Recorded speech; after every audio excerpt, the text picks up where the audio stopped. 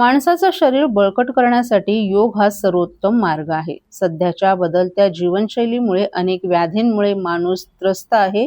बदलत्या जीवनशैलीमुळे अनेक आजारांना निमंत्रण मानव देत असून यावर मात करण्यासाठी योगा हा सर्वोत्तम उपाय आहे.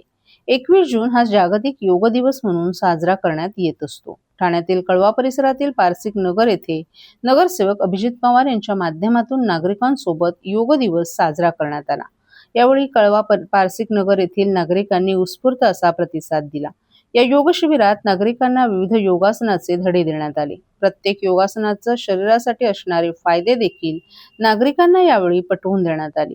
योगा फक्त योग दिन दिवशीच न करता दैनंदिन जीवनात देखील योगासन करावं असं मार्गदर्शन नागरिकांना करण्यात आलं. या कार्यक्रमाला समाजसेविका ऋता आव्हाड, राष्ट्रवादी काँग्रेस शरद पवार पक्षाचे जिल्हाध्यक्ष मनोज प्रधान आणि नागरिक मोठ्या संख्येने उपस्थित होते.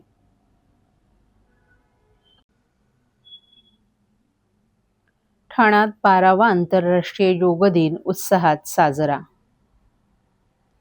भारतीय संस्कृतीची 5,000 वर्षांची प्राचीन आणि अमूल्य देणगी असलेला आंतरराष्ट्रीय योग दिन काल ठाण्यात अत्यंत उत्साहात आणि भव्य स्वरूपात संपन्न झाला.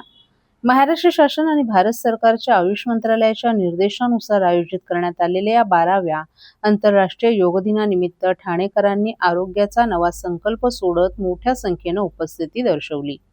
व्यक्तीच्या शारीरिक, मानसिक आणि आध्यात्मिक विकासासाठी अत्यंत उपयुक्त असलेल्या दिनाचं औचित्य साधून संपूर्ण जिल्ह्यात विविध उपक्रम राबवण्यात आले. या योग दिनाचा मुख्य शासकीय कार्यक्रम ठाणे कोपरी येथील तालुका क्रीडा संकुलात सकाळी पार पडला. जिल्हाधिकारी डॉ. श्रीकृष्ण पांचाळ यांच्या मार्गदर्शनाखाली जिल्हा क्रीडा अधिकारी कार्यालयानं पतंजली योग समिती, प्रजापिता ब्रह्मकुमारी ईश्वरीय विश्वविद्यालय आणि इतर नामांकित योग संस्थांच्या सहकार्याने या भव्य योग शिबिराचं आयोजन करण्यात आलं होतं. या दिमागदार सोहळ्याला कोकण पदवीधर मतदारसंघाचे आमदार निरंजन डावखरे, ठाणे महानगरपालिकेचे उपमहापौर कृष्णा पाटील, जिल्हाधिकारी डॉ. श्रीकृष्ण पांचाळ आणि जिल्हा क्रीडा अधिकारी सुवर्णा बारटक्के या मान्यवरांसह अधिक मान्यवरही उपस्थित होते. या कार्यक्रमाची सुरुवात मान्यवरांच्या हस्ते दीपप्रज्वलनाने करण्यात आली. या कार्यक्रमादरम्यान श्रीमती रंजना तिवारी, पतंजली योग समिती तसंच विजय मढेकर, ठाणे स्कूल ऑफ योगा यांच्या मार्गदर्शनाखाली आयुष मंत्रालयानं निर्धारित केलेल्या कॉमन योगा प्रोटोकॉलनुसार विविध योगासनं, प्राणायाम आणि ध्यान सत्राचं प्रात्यक्षिक सादर करण्यात आलं. उपस्थित मान्यवरांनी योगाचं महत्त्व, निरोगी आणि तणावरहित जीवनशैलीसाठी नियमित योगा अभ्यासाची आवश्यकता तसंच शारीरिक आणि मानसिक आरोग्य संवर्धनामध्ये योगाचं योगदान याबाबत उपस्थितांना मार्गदर्शन केलं. यावेळी उपस्थित सर्व लोकप्रतिनिधी, प्रशासकीय अधिकारी आणि नागरिकांनी योग मार्गदर्शकांच्या सूचनेनुसार विविध योगासने, प्राणायाम आणि ध्यान साधनेचाही सराव केला. स्वतः आमदार डावखरे आणि जिल्हाधिकारी डॉ. पांचाळ यांनी सर्वसामान्य नागरिकांच्या सोबतीनं योगाभ्यास करत आरोग्याचा संदेश दिला. या मुख्य सोहळ्यासोबतच ठाणे जिल्ह्यातील विविध शाळा, महाविद्यालय, शैक्षणिक संस्था, शासकीय कार्यालय, औद्योगिक प्रतिष्ठाने, क्रीडा आणि युवक मंडळे तसंच सामाजिक संस्थांच्या वतीने मोठ्या प्रमाणात योग जनजागृती अभियानही राबवण्यात आलं. उपस्थितांनी नियमित योगा अभ्यास करण्याचा तसंच निरोगी आणि सुदृढ जीवनशैलीचा संदेश समाजामध्ये प्रसारित करण्याचा संकल्प केला.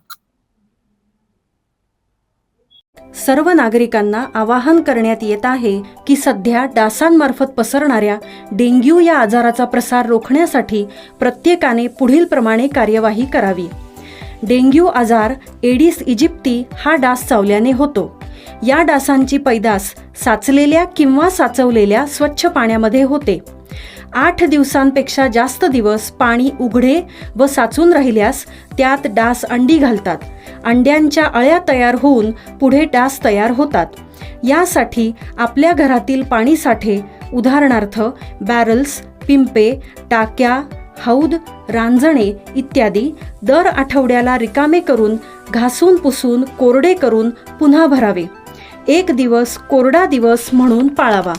पाणी साठ्यांना घट्ट झाकणे बसवावीत किंवा जुनी साडी, चादर, धोतर यांनी बांधून झाकून ठेवावीत, म्हणजे डास त्यात जाऊन अंडी घालणार नाहीत. घराच्या गच्चीवर, आजूबाजूला, अंगणात कोठेही पाणी साचू देऊ नये. भंगार सामान उघड्यावर टाकू नये. उदाहरणार्थ टायर्स, प्लास्टिक सामान, कुंड्या, टाकाऊ वस्तू इत्यादी.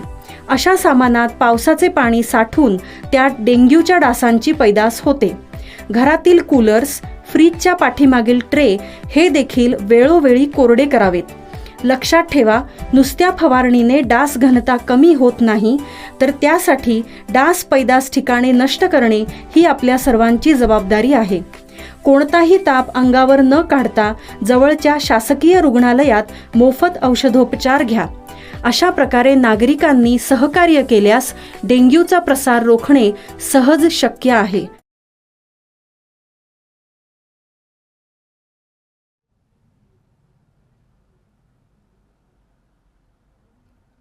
ठाणे शहरातील पाणी टंचाईच्या प्रश्नावर भाजपच्या आमदाराकडूनच पावसाळी अधिवेशनात आवाज उठवला जाणार आहे. ठाणे महापालिकेच्या पाणीपुरवठा नियोजनावर प्रश्न उपस्थित करत निधीच्या वापराबाबत श्वेतपत्रिका काढण्याची मागणी आमदारांनी केली आहे. पाण्याअभावी मोठ्या गृहसंकुलांना वर्षाला कोट्यवधी रुपये खर्च करावे लागत असल्याचा आरोपही आमदारांनी केलाय. ठाणे शहरातील पाणी समस्येसंदर्भात रविवारी भाजपच्या खोपट येथील भाजपच्या पक्ष कार्यालयात पत्रकार परिषदेचं आयोजन करण्यात आलं होतं. शहरातील पाणी पुरवठ्याची स्थिती गंभीर असल्याचं सांगत आमदार संजय केळकर यांनी महापालिका प्रशासनावर टीका केली. ठाणेकरांकडून सातत्यानं पाणी समस्येबाबत तक्रारी येत आहेत, मात्र प्रशासनाकडून समाधानकारक उत्तरं दिलं जात नसल्याचा आरोपही त्यांनी केलाय. शहरात मोठ्या प्रमाणात उंच इमारती आणि गृहसंकुले उभी राहत आहेत, मात्र त्यांना पाणी पुरवठा करण्याचं नियोजन काय, असा सवाल केळकर यांनी उपस्थित केलाय. अनेक गृहसंकुलांना टँकरच्या माध्यमातून पाणी घ्यावं लागत असून काही मोठ्या गृहसंकुलांना वर्षाला 1.5 कोटी रुपयांपर्यंत खर्च करावा लागत असल्याचाही त्यांनी दावा केलाय. पाण्याची व्यवस्था करा, अन्यथा शहरातील नवीन बांधकामांना परवानगी देणे थांबवा, अशी मागणी केळकर यांनी केली. तसंच शहराला किती पाणी मिळतं, त्यातील किती पाणी वितरित होतं आणि किती गळती होते याचा हिशोब महापालिकेने द्यावा, अशीही त्यांनी मागणी केली. केंद्र सरकारच्या अमृत 1 आणि अमृत 2 योजनेतून ठाणे महापालिकेला 1819 कोटी रुपयांचा निधी मिळाला, मात्र या निधीचा वापर कुठे झाला याची माहिती महापालिकेकडे नसल्याचा आरोपही केळकर यांनी केलाय. याबाबत माहिती देण्यासाठी प्रशासनानं 10 दिवसांची मुदत मागितल्याचंही त्यांनी सांगितलं. दरम्यान आमदार निरंजन डावखरे यांनीही पाणी समस्येवर अधिवेशनात लक्षवेधी मांडणार असल्याचं सांगितलं. ठाणे महापालिकेकडे पाणी मीटर नियोजन आणि पारदर्शक व्यवस्था नसल्याचा आरोपही त्यांनी केलाय. पाणी समस्येसाठी तयार करण्यात आलेली समिती अद्याप कार्यरत नसल्याचं त्यांनी सांगितलं. शहरात टँकर माफियांची लॉबी कार्यरत असल्याचा आरोप करत पाणी पुरवठ्याची संपूर्ण माहिती महापालिकेच्या संकेतस्थळावर नागरिकांसाठी उपलब्ध करून द्यावी, अशी मागणी डावखरे यांनी केली आहे. अमृत योजनेतील निधीचाही योग्य वापर झाला नसल्याचा त्यांनी आरोप केलाय. भाजप आमदार माधवी नाईक यांनीही या विषयावर प्रशासनाकडून पारदर्शक माहिती देण्याची गरज असल्याचं सांगितलं. केंद्र सरकारकडून मिळालेला निधी नेमका कुठे खर्च झाला याची माहिती जनतेसमोर येणं आवश्यक असल्याचंही त्यांनी स्पष्ट केलं. तर त्याच्यामध्ये देखील हा विषय जो आहे तो निश्चितपणे आम्ही घेणार. पाण्याचा जो विषय आहे पाण्याचा, आज म्हटलं की निधी काय बद्दल चोरी होते, पाणी चोरी होते. तुम्ही जाऊन बघा पाईपलाईन किती ठिकाणी जोडलेले आहेत. आपण सत्तेमध्ये आहात तर ह्या ठिकाणी आपण महापालिका आयुक्त किंवा त्यांना घेऊन दाखवणार का? असे अनेक प्रकार जे आहेत ते आम्ही प्रत्यक्ष फोटोद्वारे, व्हिडिओद्वारे, प्रत्यक्ष भेटून आम्ही वेळोवेळी दाखवलेले आहेत, जे अगदी अनधिकृत बांधकामापासून.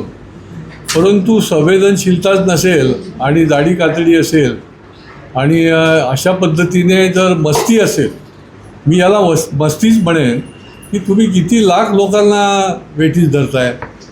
याच्यामध्ये तुम्ही उपाययोजना तातडीने करायला पाहिजे. आम्ही जे सांगतो ते तरी केलं पाहिजे, परंतु याच्यामध्ये केलेलं नाही. त्याच्यामुळे हा विषय जो आहे तो वेळोवेळी निदर्शनास आणलेला आहे. ठाणे महानगरपालिका क्षेत्रात मुंब्रा, दिवा, कळवा, माजोडा, मानपाडा आणि वागळेतील काही भागात प्रभाग समितीमध्ये महाराष्ट्र औद्योगिक विकास महामंडळामार्फत पाणी पुरवठा करण्यात येत आहे. अल निनो आणि आयोडीच्या प्रभावामुळे यावर्षी पावसाळा लांबण्याची शक्यता आहे. याबाबत जलसंपदा विभागाबरोबर 19 जून रोजी झालेल्या आढावा बैठकीच्या निर्णयाप्रमाणे आगामी कालावधीत पाणी टंचाईची परिस्थिती उद्भवू नये म्हणून पाणी कपात करण्याचं ठरलं आहे. त्यानुसार महाराष्ट्र औद्योगिक विकास महामंडळाच्या बारवी, जांभूळ आणि शहाड जलशुद्धीकरण केंद्र येथून होणारा पाणी पुरवठा मंगळवारी 23 जून रोजी रात्री 12 वाजल्यापासून गुरुवारी 25 जून रोजी रात्री 12 वाजेपर्यंत एकूण 48 तास बंद राहील. या शटडाऊनच्या कालावधीत ठाणे महानगरपालिकेअंतर्गत दिवा, मुंब्रा, प्रभाग क्रमांक 26चा आणि 31चा काही भाग वगळता आणि कळवा प्रभाग समितीमधील सर्व भागांमध्ये तसंच वागळे प्रभाग समितीमधील रुपादेवी पाडा, किसन नगर नंबर 2, नेहरू नगर तसंच मानपाडा प्रभाग समिती अंतर्गत कोलशेत खालचा गाव येथील पाणी पुरवठा 48 तासांसाठी पूर्णपणे बंद राहील. पाणी पुरवठा सुरू झाल्यानंतर पुढील 1 ते 2 दिवस कमी दाबाने पाणी पुरवठा होईल याची नागरिकांनी नोंद घ्यावी. या पाणी कपातीच्या कालावधीत पाणी काटकसरीने वापरून ठाणे महानगरपालिकेस सहकार्य करावं असं आवाहन नागरिकांना करण्यात आले.